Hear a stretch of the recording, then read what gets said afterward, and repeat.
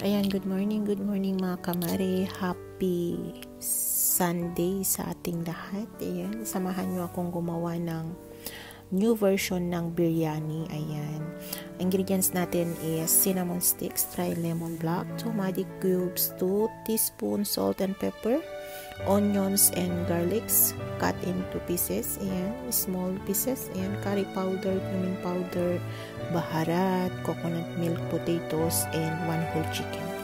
Ayan, parang magluto lang kayo ng chicken curry, pero wag nyo siyang patuyuin masyado. Ayan, pakuluan nyo siya hanggang lumambot, and then pag creamy na siya, magtira kayo ng konting sauce para masarap siya ihalo sa rice, white rice natin mamaya. Ayan, so nakikita nyo, ganyan yung itsura nyo guys, mga kamari. Sarap. Tapos yung potatoes, malalaki lang yung tipak. Ayan. Ay, nakalimutan ko pala, meron siyang felfel barret. Ayan. Ayan, nagprito din ako ng mga peanuts pang toppings natin. Dalawang klase, peanuts saka ewan ko kung anong tawag yan. Ganyan. Nuts din, pero iba yung mga itsura. And then, nag-fry din ako ng onions. Linagay ko sa onions pala is flour and yellow ginger, ayan, or wild ginger. Ayan, para crispy siya at meron siyang kulay na yellow. Ayan, naluto na yung kanin natin na white rice. Ilalagay na natin. Naglagay pala ako diyan ng hale powder saka cumin powder. Tapos naglagay ako ng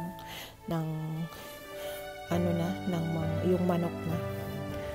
Tapos ayun, naglagay ako ng yellow na kulay para magkakulay yung kanin na white rice.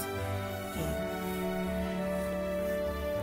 Yan. Tapos pagkatapos mong nandiyan, mag-layer ka ulit ng kanin. Tungan mo siya. Tapos maglagay ulit ng kanin, cumin powder, saka hale powder. Tapos huwag kalimutan yung pangkulay na yellow or orange pwede din. Ayan, ganyan lang siya guys.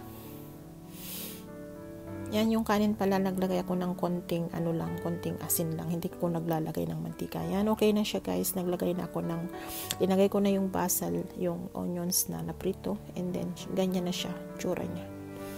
This is it. Ayan, sa mga taga Middle East.